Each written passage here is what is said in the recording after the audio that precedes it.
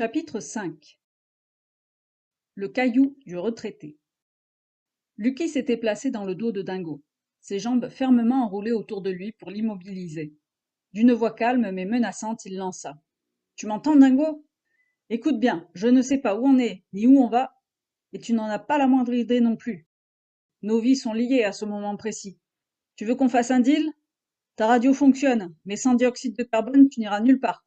Moi, j'ai assez de gaz pour tous les deux, mais je n'ai aucun moyen de rejoindre le vaisseau. Dingo hurla furieux.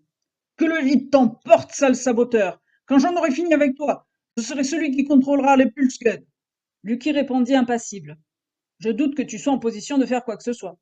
Tu penses peut-être à vider les tiens aussi, hein? Vas-y si ça te fait plaisir. Mais ça ne changera rien. Le capitaine viendra me chercher, où que je sois, et toi tu finiras tout seul dans le vide. Avec un masque défoncé et ton sang bouillant sur le visage. Ce n'est pas tout à fait comme ça que je vois les choses. Tu ne le ressens peut-être pas, mais j'ai mon pulse gun sur ta nuque, Le pulse gun, et alors? Ça sert à rien qu'on m'a rapproché. répliqua Dingo, mais il s'arrêta de se débattre. Je ne suis pas un expert en pulse gun, dit Lucky, un sourire en coin. En règle générale, on utilise ces armes à des centaines de mètres. Bien sûr, dans le vide, il n'y a rien pour ralentir ou disperser le jet, mais il y a toujours un peu de résistance interne. Le jet subit des turbulences, les cristaux se heurtent, ralentissent et finissent par se disperser. S'il rate sa cible, il se dissipe dans l'espace en se sublimant, mais s'il touche, c'est comme un coup de massue. Par l'espace où tu veux en venir. Dingo rua brutalement pour désarçonner son cavalier, et Lucky dut resserrer son étreinte pour ne pas le laisser se dégager.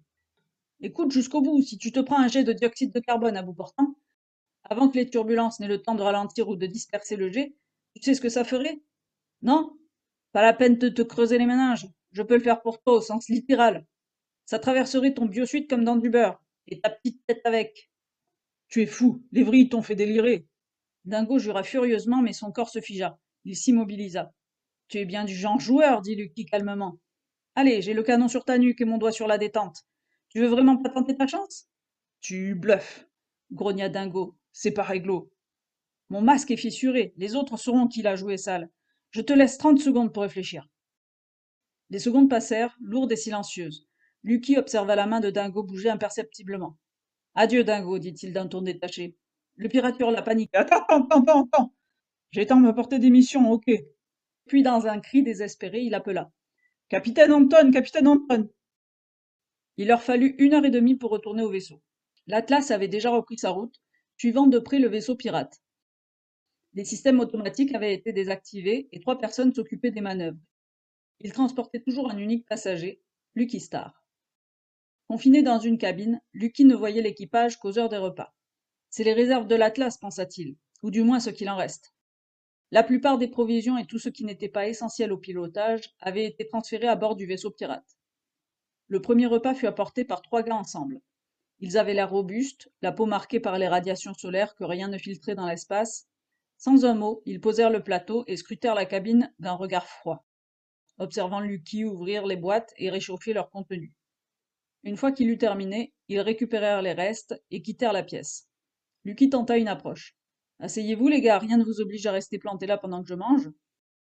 Aucune réaction. Le plus grand, un type sec au nez cassé et à la pomme d'Adam proéminente, hésita, lança un regard à ses compagnons. Mais ceux-ci restèrent impassibles. Ce fut lui, plus tard, qui revint seul. Après avoir posé le plateau, il ouvrit discrètement la porte, jeta un œil dans la coursive, puis referma avant de se retourner vers Lucky. Salut, je m'appelle Martin Magnou. Lucky sourit. Bill Williams, tes potes sont pas très causants, hein? Manu haussa les épaules. Ce sont des gars à dingo, moi non. Le capitaine a dit que t'es un agent du gouvernement. Peut-être bien pas. J'en sais rien. Mais ce qui est sûr, c'est que t'es un mec capable de foutre une raclée à cette ordure de dingo. À mes yeux, c'est un mec bien, ça. Il s'adossa au mur, croisa les bras. Dingo, c'est un vicieux, il m'a forcé à un combat au pulse gun alors que je venais d'arriver. J'ai failli finir pulvérisé sur un astéroïde. Juste pour son plaisir. Il a prétendu que c'était une maladresse. Mais ce mec-là fait jamais d'erreur avec un flingue. Enfin bref, quand t'as réussi à le ramener la queue entre les jambes, disons que ça a fait plaisir à pas mal d'entre nous. Ouais, c'était plutôt fun, admit Lucky, Mais fais gaffe, continua Manu, en baissant la voix. il oublie rien. Reste jamais seul avec lui, même pas dans 20 ans. C'est pas qu'il s'en fout que tu l'aies battu, c'est surtout que t'as failli le trouver et qu'il a paniqué comme un minable. Et tout le monde s'est foutu de lui. Ça, il le supportera pas. Sérieux, hein. Il était déjà pas net, mais tu l'as rendu fou de rage. Il observa Lucky finir son repas. C'est le plus beau spectacle auquel j'ai jamais assisté depuis que je suis ici. J'espère que le boss te prendra avec nous. Le capitaine Anton?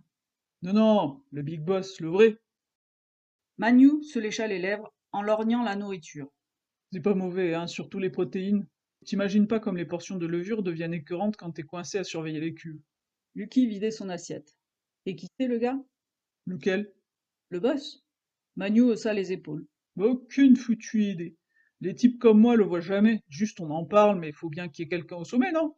Oh, l'organisation a l'air compliquée. T'en sauras rien tant que t'en fais pas partie. Écoute, j'étais poursuivi par le fisc quand je suis arrivé. Ma start-up a fait faillite et j'étais en liquidation judiciaire.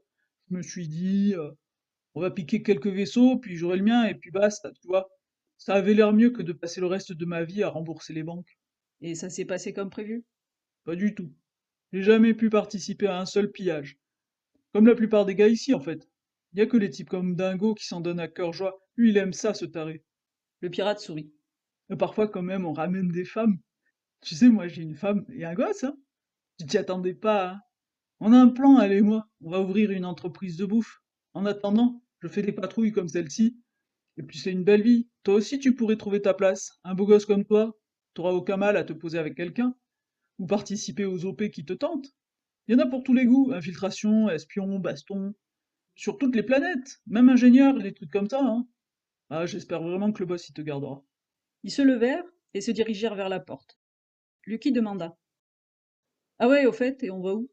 Vers la base? Bon, probablement sur un caillou, le plus proche en général. Tu y resteras jusqu'à ce qu'on sache quoi faire de toi.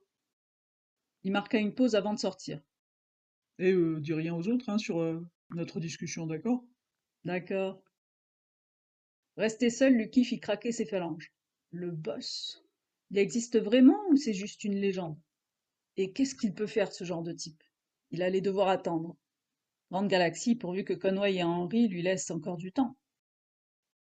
Lucky eut l'occasion de voir approcher le caillou vers lequel se dirigeait l'Atlas, en regardant des fragments de caméras de sécurité suffisamment proches pour être considéré comme local à son hyperlink en mode restreint. L'astéroïde ressemblait à l'ancienne comète Chury, un caillou banal en forme d'altère long de presque 4 kilomètres, aussi accidenté qu'un fragment de montagne dérivant dans l'espace. Son sol, noir comme du charbon sous l'éclat du soleil, tournait lentement sur lui en 12 heures. La comète s'était éteinte et avait depuis longtemps rejoint les rangs des astéroïdes Jégou-croiseurs qui croisent la trajectoire de la Terre. Sa trajectoire s'était modifiée au fil des siècles. Fortement perturbée par Jupiter et Saturne et ses passages répétés près du Soleil, lui avaient fait perdre de la matière de façon significative. On pouvait encore apercevoir de très faibles dégazages d'eau, de CO2, de méthane, d'ammoniac, de soufre et de phosphore à sa surface. Le sol était très accidenté, et pas de magnétite du tout. Un saut un peu trop violent, et on était éjecté.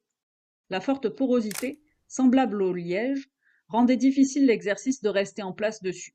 C'était recouvert de poussière ressemblant aux régolithes lunaires, parcouru de terrassements poudreux et de zones caillouteuses composées de grains carbonés, les fameuses briques d'une vie existant bien avant la naissance du système solaire. Quand il quitta le sas du vaisseau, poussé par Manu et suivi par un autre pirate, Lucky découvrit enfin sa destination.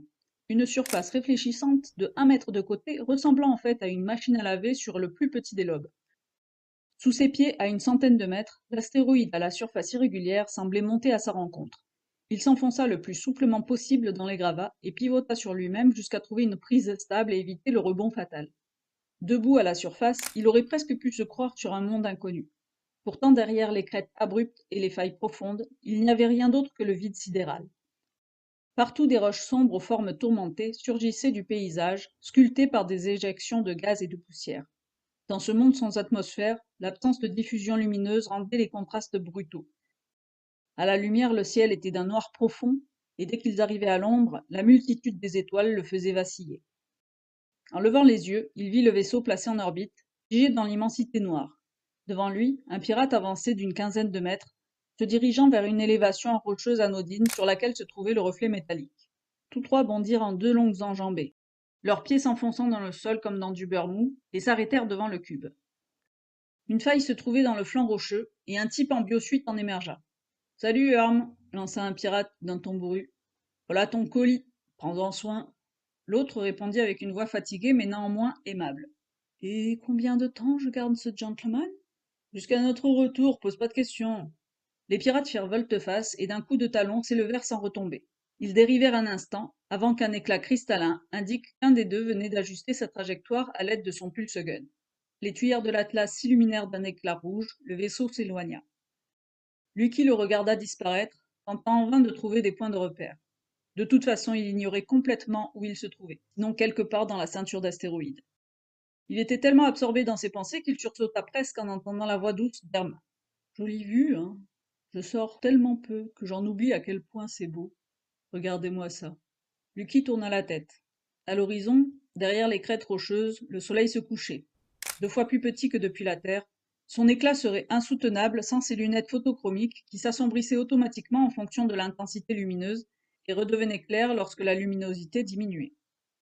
Et pourtant, ce petit soleil ne changeait en rien l'obscurité du ciel.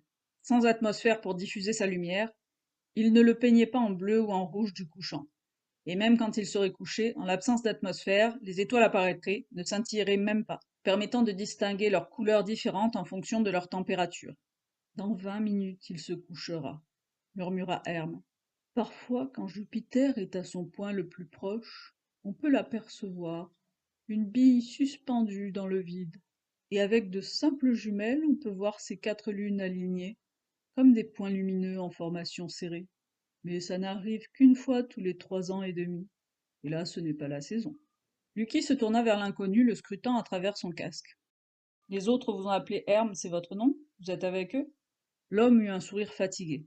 Vous voulez dire un pirate? Non, mais disons que je suis un complice malgré moi.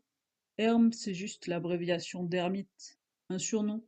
Ils appellent comme ça tous les retraités qui vivent seuls sur un caillou. Mon vrai nom, c'est Joseph Patrick Hansen. Et puisqu'on va devoir cohabiter un moment, j'espère qu'on s'entendra bien. Il tendit une main gantée que Lucky serra. Bill Williams, vous dites que vous vivez ici en permanence alors? Exact. Lucky jeta un regard autour de lui. Un désert de roches et de poussière noire, stérile et hostile. Pas très accueillant. Hansen eut un léger rire. Je ferai de mon mieux pour rendre votre séjour supportable. Il entra dans l'infractuosité de la paroi rocheuse, et un petit sas de la taille d'un placard à balai s'ouvrit en silence. Lucky remarqua les parois lisses, renforcées contre les micrométéorites, et reconnut le style classique des structures gonflables et modulaires adaptées aux astéroïdes. Un choix architectural conçu pour allier flexibilité, sécurité et efficacité énergétique. Après vous, monsieur Williams. Lucky pénétra dans l'airlock, le sas de décontamination et l'entrée qui permettait de faire la transition entre le vide spatial et l'environnement pressurisé de l'habitat. La porte se referma sans un bruit. Un éclairage discret s'alluma, baignant la pièce exiguë d'une lumière blanche, à peine assez d'espace pour 2 hommes. Le système de dépoussiérage électromagnétique se mit en marche. Le rigolite est extrêmement abrasif et adhérent, un peu comme des particules de verre, et grâce à un champ électromagnétique, nous pouvons éliminer cette poussière des combinaisons avant d'entrer, évitant ainsi qu'elle ne contamine l'air intérieur. Un voyant vert clignota, et Hansen fit un geste. Vous pouvez retirer votre masque. Lucky laissa pendre son masque et inspira profondément en traversant le deuxième sas de sécurité. L'air était très finement filtré, bien plus agréable que celui recyclé d'un vaisseau. Il s'apprêtait à dire quelque chose, mais quand la porte intérieure s'ouvrit, il s'immobilisa, figé par la surprise.